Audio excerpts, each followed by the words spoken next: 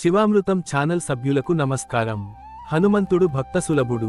కేవలం రామనామ స్మరణతోనే ప్రసన్నమయ్యే ఆ కేసరి నందనుడికి కొన్ని ప్రత్యేకమైన నైవేద్యాలంటే మహాప్రీతి. ఈరోజు వీడియోలో స్వామికి ఇష్టమైన ఆ 5 నైవేద్యాలు ఏమిటో, వాటిని సమర్పించడం వల్ల కలిగే ఫలితాలేంటో తెలుసుకుందాం. వడమాల రాహుదోష నివారణకు, కార్యసిద్ధికి శ్రేష్టం. ఆకు పూజ తమలపాకులు, సీతమ్మ వారు ఇచ్చిన దీవెనలకు గుర్తుగా తమలపాకుల మాల వేస్తే కష్టాలు తొలగుతాయి. సింధూరం స్వామికి సింధూర అలంకారం అంటే అమితమైన ఇష్టం. ఇది ఆరోగ్యానికి, ధైర్యానికి ప్రతీక. అప్పాలు, బూందీ లడ్డు, తీయని పదార్థాలు స్వామికి ఇష్టం, ఇవి సంతోషాన్ని ఇస్తాయి. అరటి పండ్లు అత్యంత సులభమైన మరియు స్వామికి ప్రీతికరమైన నైవేద్యం. భక్తితో ఏది సమర్పించినా హనుమంతుడు స్వీకరిస్తాడు. మీరు కూడా ఈ శనివారం లేదా మంగళవారం స్వామికి వీటిని సమర్పించి ఆశీస్సులు పొందండి.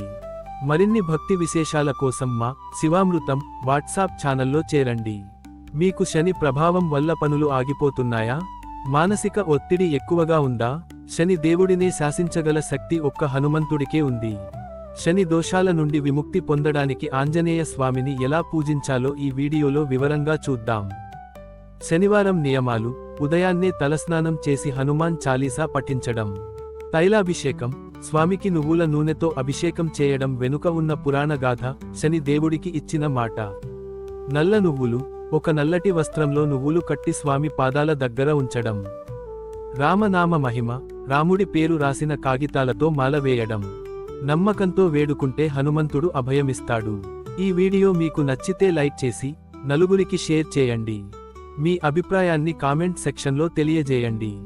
జై శ్రీరామ్.